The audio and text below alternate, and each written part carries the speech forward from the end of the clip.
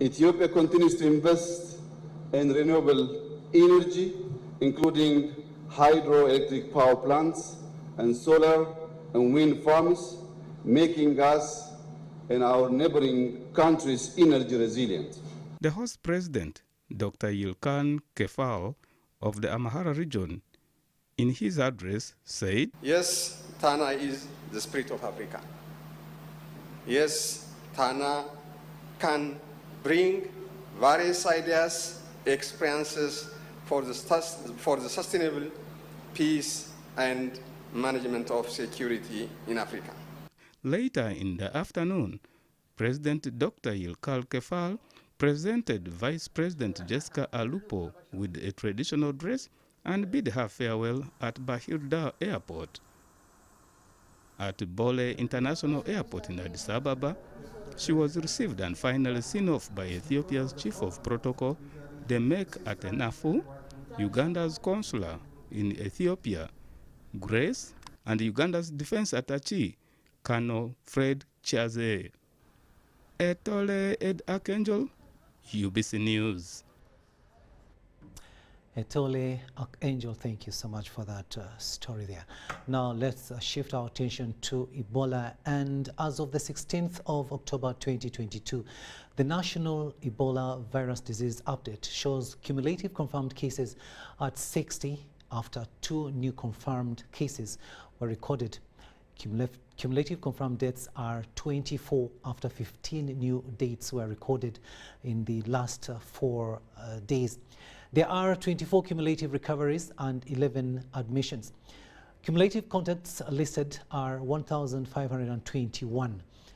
642 out of 1,521 cases have completed 21 days of follow-up.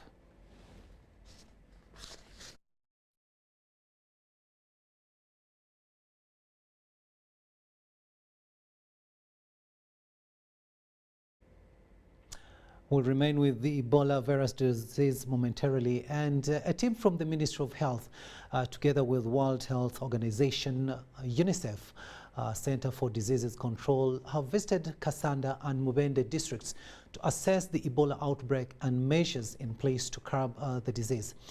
Minister for Health, Dr. Jane Ruth Acheng, who is leading the strategic committee of the Ebola response, commissioned Madudu Isolation Facility in Mubende district to begin admitting suspect cases of Ebola before heading to Kasanda, where she addressed the Ebola health teams and the community. The visit comes after another health worker succumbed to the deadly virus at Mubende Hospital, bringing the number of cumulative confirmed deaths at 24 after 5 new deaths were recorded in the last 4 days.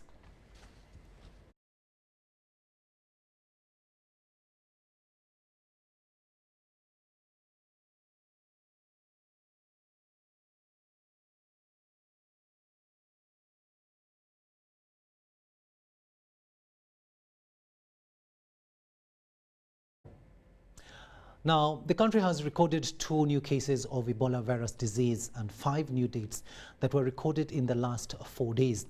And as the number of cases continues to rise, Uganda Allied Health Professionals Association has urged the Ministry of Health to provide personal protective equipment to health workers in all health facilities in the affected districts. Take a watch.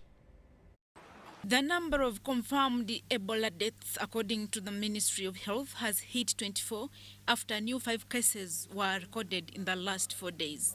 The death of 5 health workers has raised more concern because they are the frontline soldiers supposed to save the population from this epidemic. Very painful. Usually in a war, at the front line, as somebody said, they are usually casualties. But it is important that we protect the health workers. It is also important for health workers to understand that in their normal day-to-day routine work, they need to protect themselves, because we don't know what a patient will come with. The Vice President, Uganda Allied Health Professionals Association, also a public health specialist, Dr. Ahumza Nicholas Marvin, explains the possible cause for the infection of the health workers. Ebola virus disease only transmits when someone has already shown the signs and symptoms of Ebola virus disease.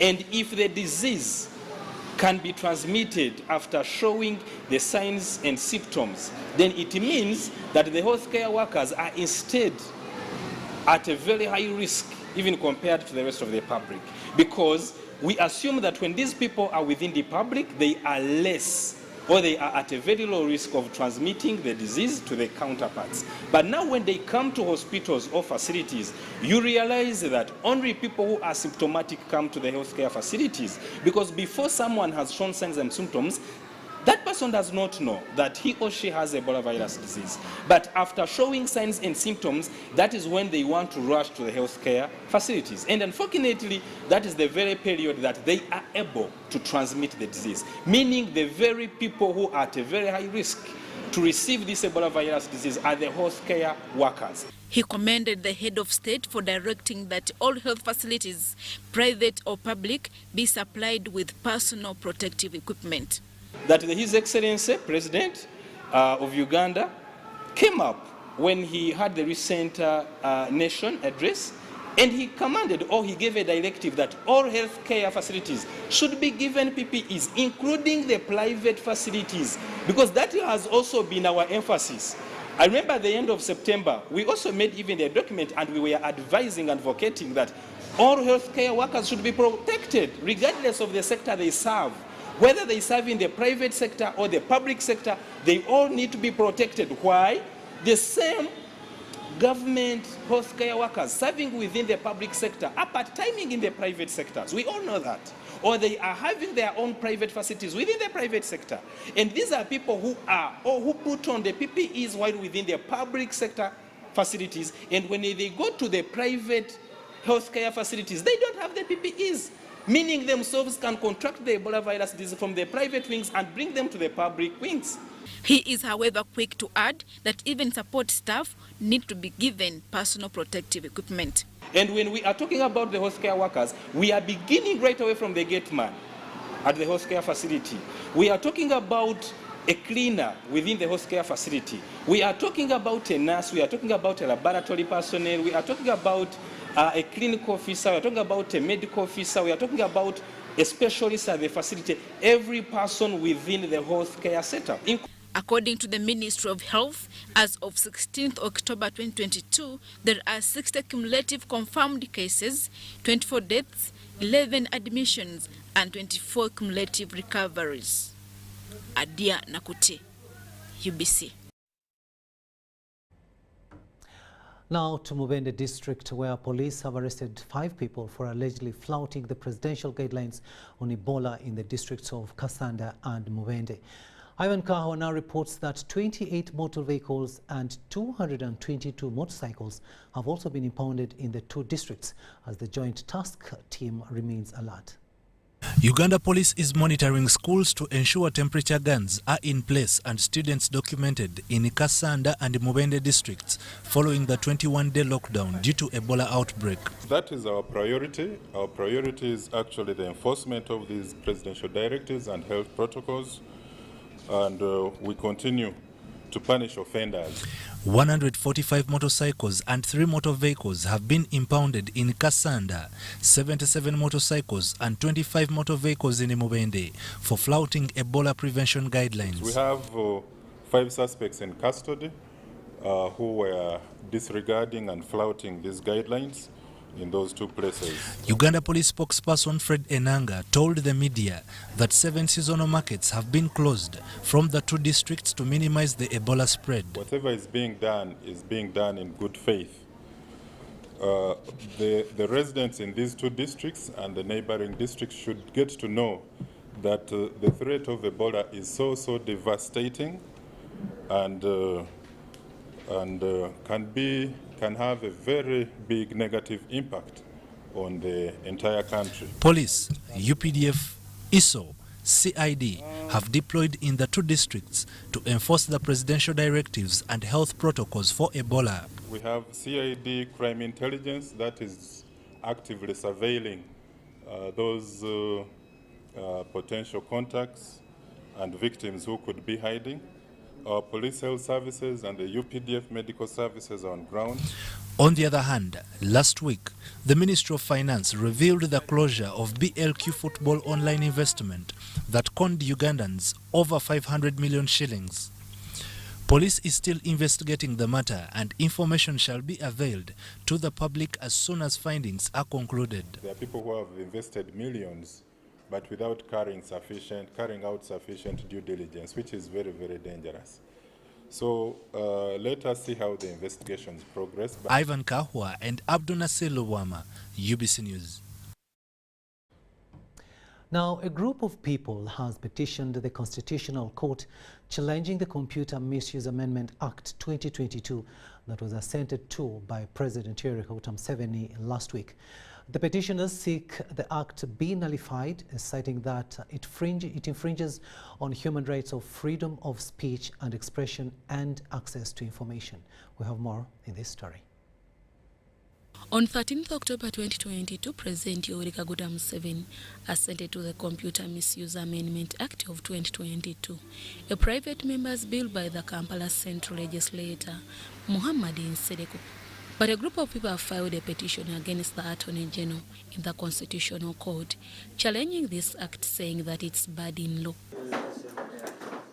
Through their lawyer, Peter Alinaitwe, the petitioners say the clauses in the act infringes on the rights of Ugandans.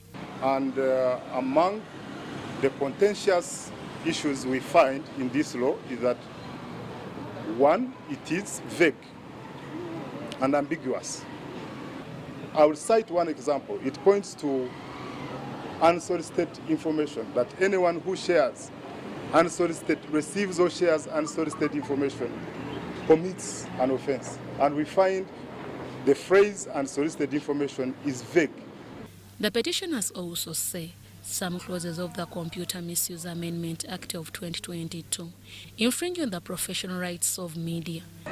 This law is premised on an existing law and other existing laws. And we believe that those laws are sufficient enough to provide the safeguards which the state would like to protect. If it feels there is a need for protection of citizens in respect of certain mischiefs in society, which it feels needs to be restrained, the existing laws. One of them is the Computer Misuse Act. And you are aware there are so many prosecutions which have so far been conducted pursuant to that Computer Misuse Act. There is the Data Protection Act and many other provisions. The petitioners now want court to scrap the act of Uganda laws. Citizens have a right to express themselves. It is inherent, it's a right given to us by nature.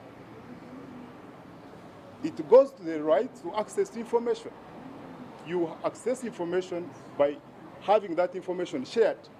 If you criminalize sharing that information, you are going to the core of that freedom, of that right of citizens to express themselves. In the event that the law is maintained as is, one, we shall break it. That is factual. Also to say media houses out there, bloggers, be it even comedians, you'll make a simple joke. Trust me, this law will take you. Yeah? So we are here to fight this law in totality as is. Among the key aggressive provisions in the Computer Misuse Amendment Act of 2022 are the limitations on how one can use social media platforms such as Facebook, Instagram, Twitter, TikTok, among others, in distributing or sharing information, including the deterrent sentence to the convicts. The Computer Misuse Amendment Act of 2022 provides for 6-year imprisonment or 16 million fine or both for those who illegally share information on different social media platforms. Deborah Namamonde, Nantongo Rebecca, UBC News. In a related development, Forum for Democratic Change FDC party has opposed the Computer Misuse Act, saying it is dangerous and violates human rights. The party is studying the law with the aim of going to court.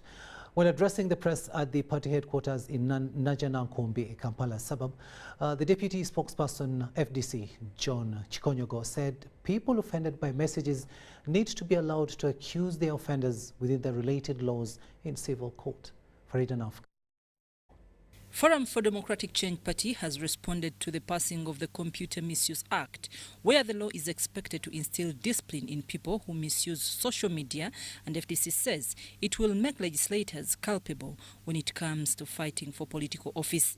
The deputy spokesperson FDC, John Kiijanangoma, says through the law, innocent people are likely to be prosecuted. For instance, if one's account was hacked into, yet it is not their message, they are bound to a fine of 15 million shillings and 10 years in prison. It has been shuffled. I've seen it many times. Then it turns out to be fake after 2 days or 1 day. But for you, an individual who is being targeted, or you already be in prison, is very, very dangerous potentially. People will take people they don't like to prison just because they don't like them. It's very dangerous for us. As FDC, we oppose it. Good laws in our books. If someone is not satisfied with the message, you can take a civil case to court, but not making this thing criminal. On the Ebola outbreak, FDC regrets the increasing death, including medical doctors, questioning the best researchers Uganda has at Entebbe Virus Institute and competent doctors to handle epidemics at this stage. The big problem also is some people even up to now have not believed that there is Ebola, which is very, very dangerous to the country. The ministry is not doing enough to sensitize the people. If this suggests that the Ministry of Health, should put their vans fitted with megaphones and move around those districts, talking to people. Kampala, there's no case. When someone died in Nichirudu, for them, they are using their statistics that if someone came from Mubende, then when he dies, it's a Mubende case. But he died in Kirudu. He had some contacts in Kirudu. Kiijanangoma also comments on PPEs and the people dying of Ebola, pointing at Ministry of Health interest in statistics. 4 of them were health workers, which means 1 in every 4 who died is a health worker. If these doctors' PPEs, they can turn out to be the people who are even transmitting it themselves. They touch someone who is sick, they touch another sick person. The doctors can end up transmitting these diseases themselves. Although the districts of Kasanda and Mubende, the Ebola epicenter, are under lockdown, FDC is questioning government's plan on redundancy. I'm Nafka Farida and Joseph Moyengo in Kiijanangoma. Now, the Prime Minister of Uganda, Right Honourable Robin Anabanja, has urged the clergy to encourage church members to embrace government programs such as the parish development model so as to end poverty in their communities. The call was contained in a speech read for her by the Entebbe Constituency NRM Chairman Shaka Stephen Gashaija during a fundraising dinner to re-roof St. Joseph Katabi Catholic Church in Entebbe Municipality. A combined effort between the clergy and government will end poverty, and this can be achieved if the church joins the campaign. The call was contained in the Prime Minister's speech read by Entebbe Constituency NRM Chairperson Shaka Stephen, calling for a collective responsibility among all leaders in Entebbe to fight poverty, also warning security in the fisheries protection against mistreating fishermen at landing sites. She further went to say that the government has put up a parish development model for all, including the church, to participate in. She calls upon all members to take this opportunity to combat poverty. Entebbe is one of the municipalities with the oldest church, with this established in 1951. The Mayor Division A Entebbe Municipality, Scholastic Baguma, says Entebbe Municipal Council will support the clergy to complete the church. Now too small for the community. So that's why we, the leaders of Entebbe, as the Entebbe Municipal Council and the Division Mayor, we feel that we need to support in the construction of this church, and we hope if we concentrate and put our hands together, we are going to come out with something very good. At least over 500 million I would request you to come and cash, with Shaka Stephen donating 100 bags of cement. Yona Francisco, UBC News. It is 27 minutes after 10 in the studios of UBC TV. We'll now take a short break and return with much more. Do stay with us.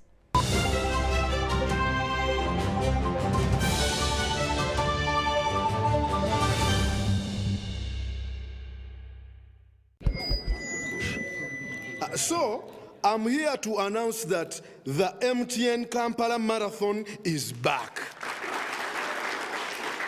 And this year, we are running for babies. To be clear, I am not talking about a baby.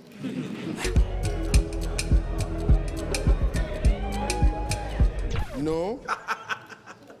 And neither am I talking about to be baby.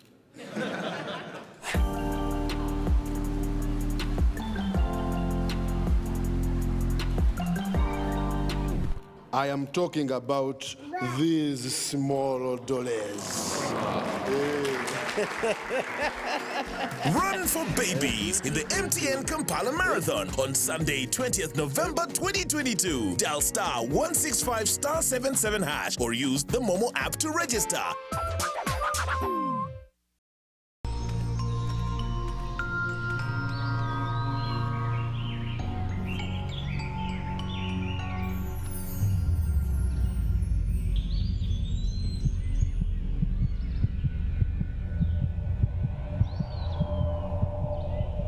We can't tolerate sexual harassment. Sexual harassment is unacceptable in our school.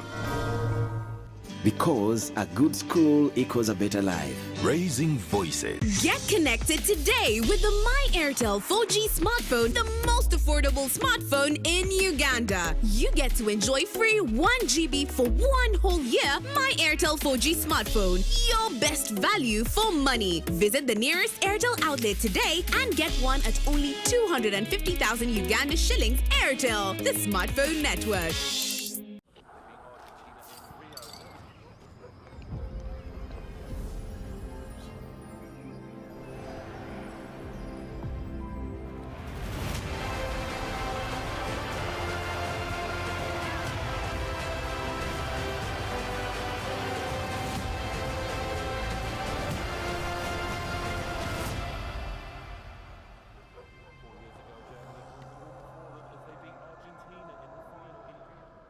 Meet Professor Petero. He knows something every hustler in UG is gonna love. Just get Airtel Money Pay so that all money comes direct to your business wallet and only you, the owner, have access to it. Just dial star 185 star 10 hash and now you are on. No waiting. Yes, become a safer and more efficient cash-free business today. No mixing your business money with your Kameza money.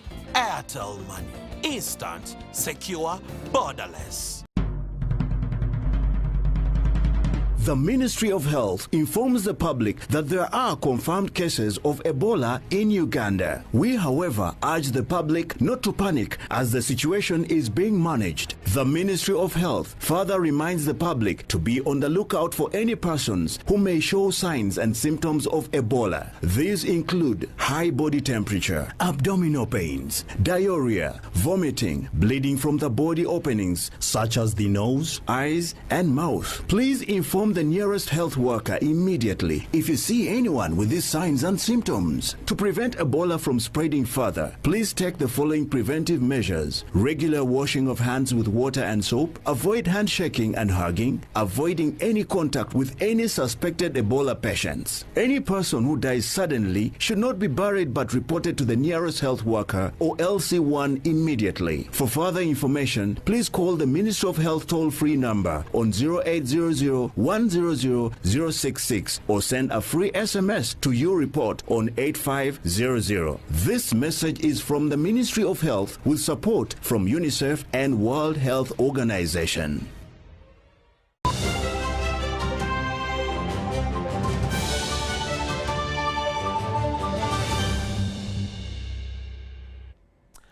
Welcome back from that break, and this is our second and final edition of News Tonight here on UBC TV.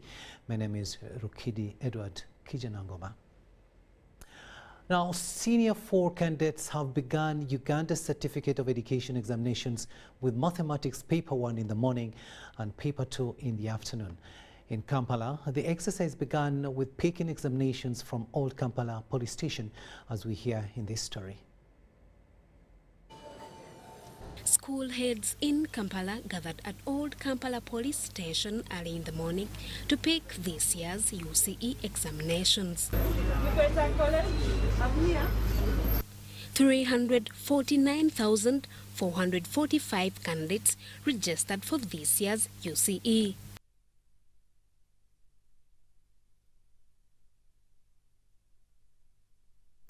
At Kololo High School, after Mathematics Paper 1, the students said it was quite a fair paper. It was easy to my side, so it has given me a hope of the next paper. I think I may pass with the credit. The school administration assessed the first day of the exams. So far had any major challenge. The students are fine, the invigilators are doing their best. I picked the exams at around 8:40, and we started at around 9:40. To ensure security, UNEB has deployed security officers, scouts to the 3,703 examination centers countrywide. We have deployed 1,595 security officers, 1,611 scouts, 22,214 supervisors and invigilators in all the districts to help us with the security of examinations. Regarding the Ebola outbreak in the country, schools have put in place measures to stop the spread of the virus during this examination period. Marian Wamcha and Joseph Mwingo, UBC News. To Kagadi now, where at least 6 registered candidates in Kagadi district have failed to appear for their final examinations.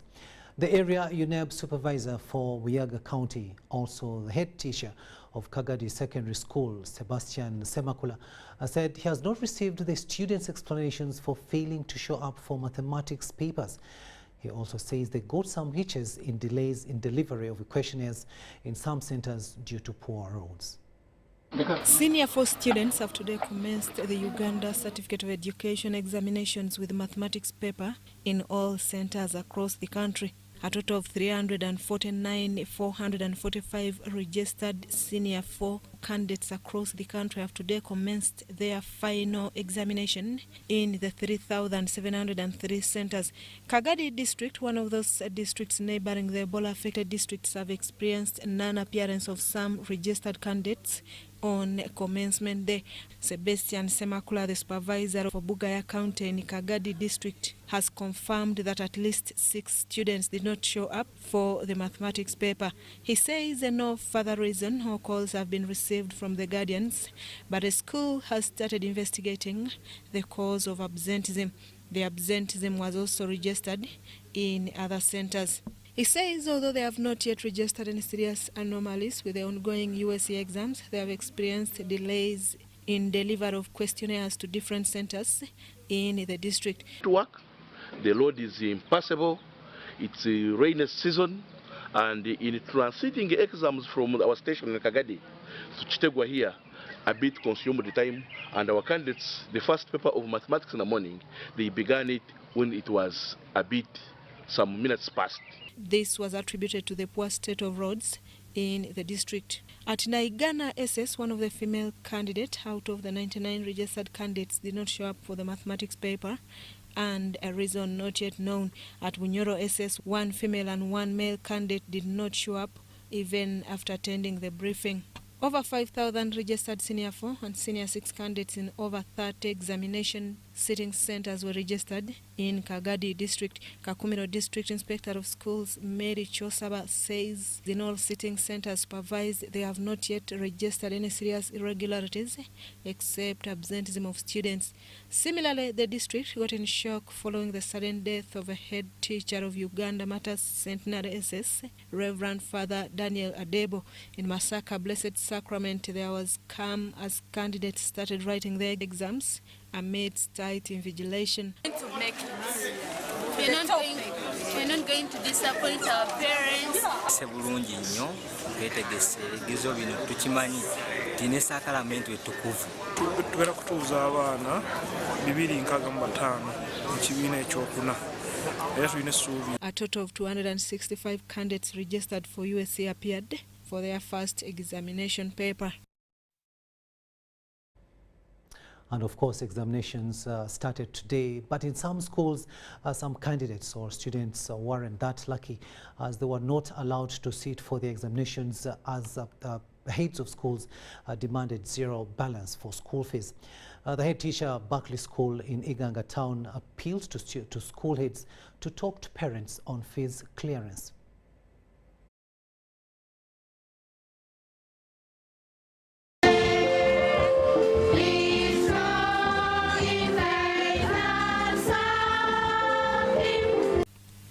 At least 85 pupils at Berkeley High School in Iganga will sit for the primary leaving examinations next month. But the school head teacher, Esther Omongin, says all is set for the candidates following a dedication service by Central Busoga Bishop Patrick Wakula. Sheikhs and all of us, and as you raise your hand, kindly pronounce a prayer for the student. Between them and their strength, we are invoking the command of their memory in the brain. Although the examinations have started, a number of parents have not cleared the school dues. The head teacher appeals for a mutual understanding between the school heads and parents. The school will also seat candidates with visual impairment. We are very well aware that some of our parents will be coming over on visitation to clear the fees, but we cannot say that we shall have pupils being refused to sit the exam simply because this is a government school. That is one. Two, we have our own understanding with the parents. The parent may be challenged now, but by the time the results come, maybe those parents could have got the money. And then for the children that are impaired, or the children that have special needs, we are in partnership with UNEP. During the dedication service, Bishop Wakula hailed the administration for imparting religious values to learners. Strengthen, O Lord, this your child with the power of the Holy Spirit. Confirm and strengthen, O Lord, this your child. He also confirmed Christians in the Anglican faith.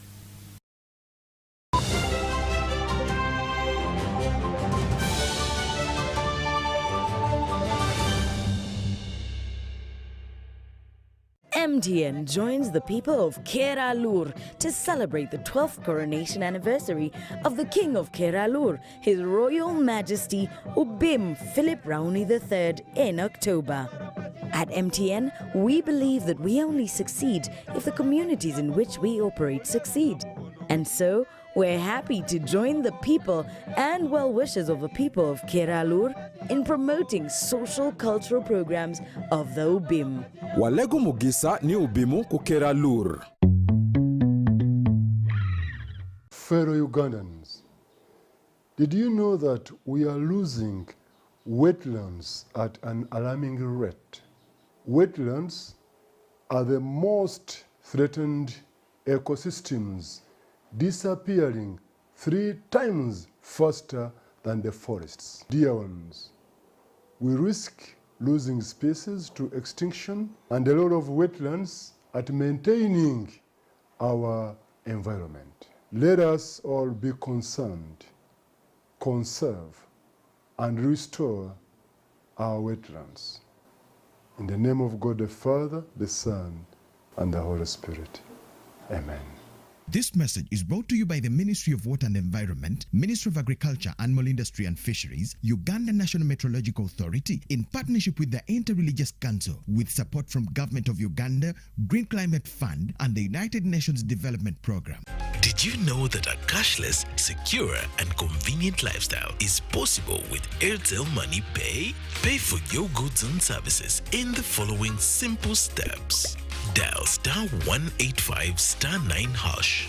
Enter the merchant ID. Enter the amount. Enter payment reference, for example, school items. Please enter PIN to confirm. You will receive a confirmation message for a successful transaction. Airtel Money. Instant, secure, borderless.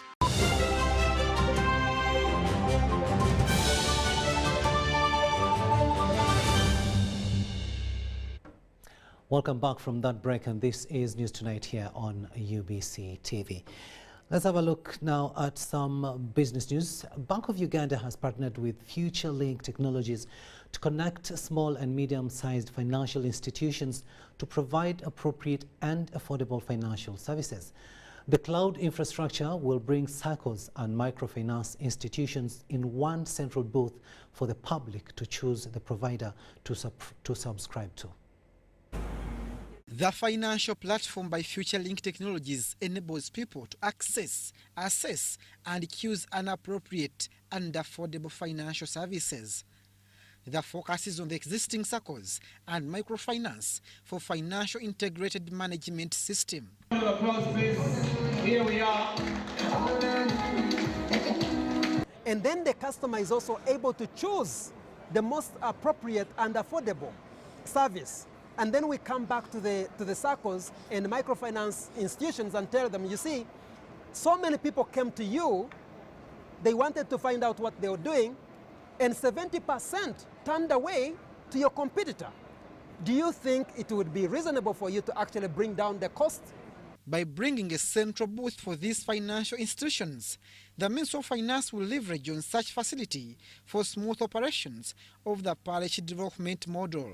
Who have adopted technology, they, like he said, you can be in Kampala and you are a member of a SACCO in Mbarara, and hence, in terms of financial inclusion, we need platforms like Future Technologies as government. Interested candidates can utilize this financial platform to access different registered SACCOs and microfinance to open up an account without visiting their centers. Are able to meet your costs if you are serving more people. It's useless to start a SACCO and you are serving just 1,000 people when we are in a country of 45 million.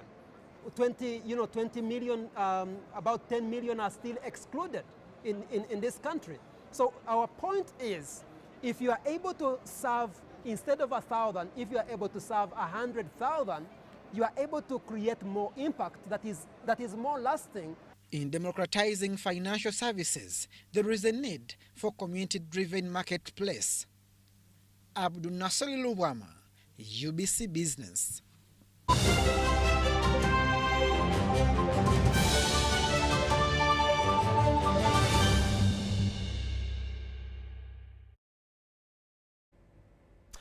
Let's have a look at the latest in sports, and we begin with rugby, where Ginger Hippos were crowned overall winners of the Nile Special Rugby 7th Circuit after collecting overall 128 points in the 7th Circuit played at the Chadondo Rugby Club.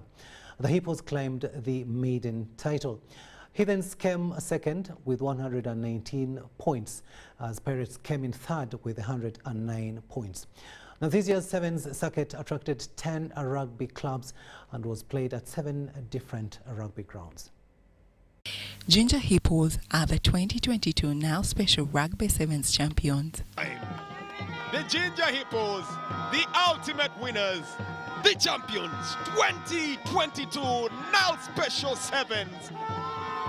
It's paid off, it's worked in, it's been a very good run, a fairy tale. The Hippos got overall 128 points to claim their maiden title. The team was the most consistent in the circuit, reaching 5 finals with 1 win.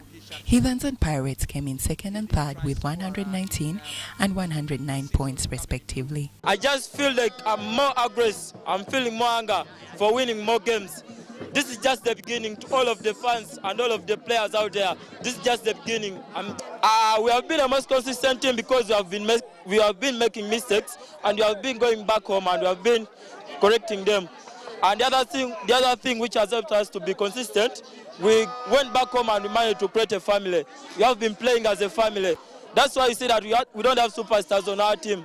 The Hippos dedicated their win to their late coach and rugby legend Robert Seguya, also known as Sogi, who passed away last year in December. May his soul rest in peace, Coach Robert Seguya. He's the one who built us, as I told you earlier.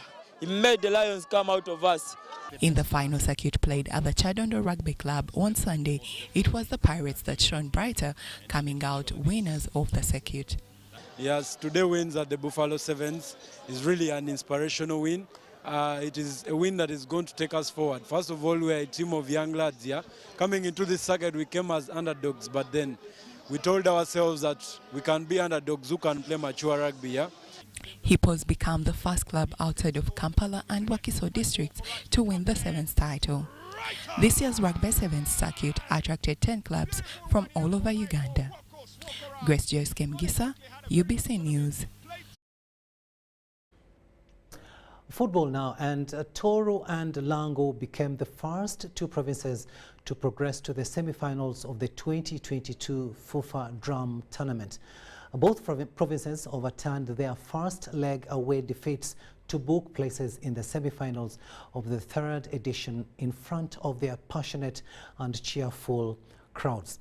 At Kichwamba Technical Ground in Fort Portal, Toro Province was aware that they lost 2-1 in Soroti in the first leg. Kagaba and Innocent Asimwe scored 2 goals in the first half that gave Toro victory to the semi-finals. Toro sailed through on 3-2 aggregate, and Nyakojo was named man of the match. At the Akiboa Stadium in Lira, Lango overturned their 1-0 loss in the first leg to win 3-0 against Bugisu Province. The home side, who had their supporters storm Akiboa Stadium as early as 7 a.m., were boosted by the addition of KCCA FC duo Alan Okelu and Rogers Mato, who added flair, composure and goals to the team.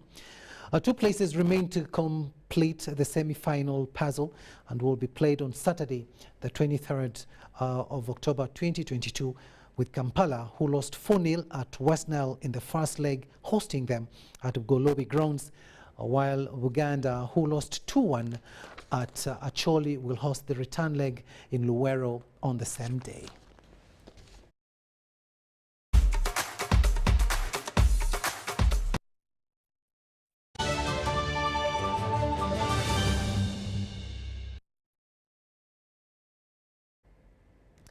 And the rains are slowly subsiding, but to get more on the updates, let's get Daphne Kabasit and Samba, the weather center, for more updates on the weather forecast for tomorrow. This morning, with some few areas having isolated thunder showers, but then later in the afternoon most parts of the country had thunder showers with cloudy conditions in some few areas. This is because of the winds that are coming in from Indian Ocean towards our country, and also the rain belt is over our country, together with the local effect, have contributed to the cloudy conditions that we are getting in most parts of Uganda. Tomorrow we're expecting to start the day with sunny intervals in the northern part of the country, some few areas in eastern Uganda, some few areas central part of the country.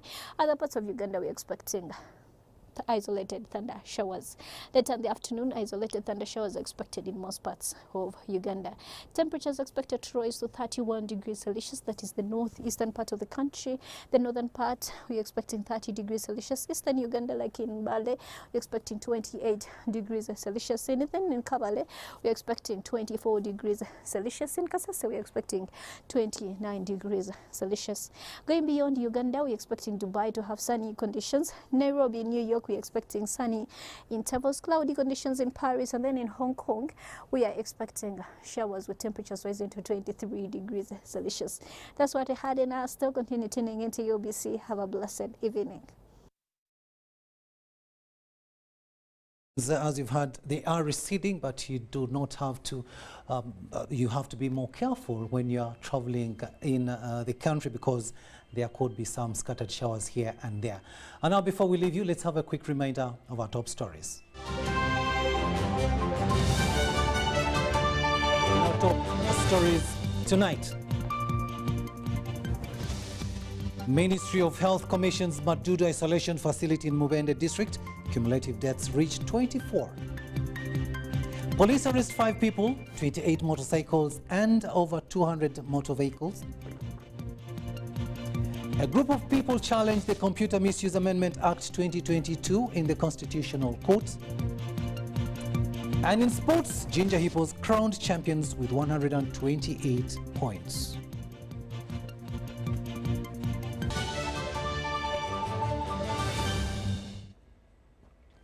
And that's all we had time for. Thank you so much for having kept us company. My name is Rukidi Edward Kiijanangoma, wishing you a blessed night and see you tomorrow.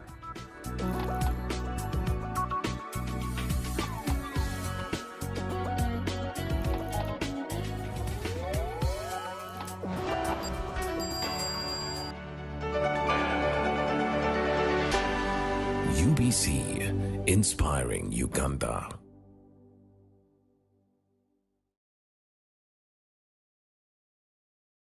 Get connected today with the My Airtel 4G smartphone, the most affordable smartphone in Uganda. You get to enjoy free 1 GB for 1 whole year. My Airtel 4G smartphone, your best value for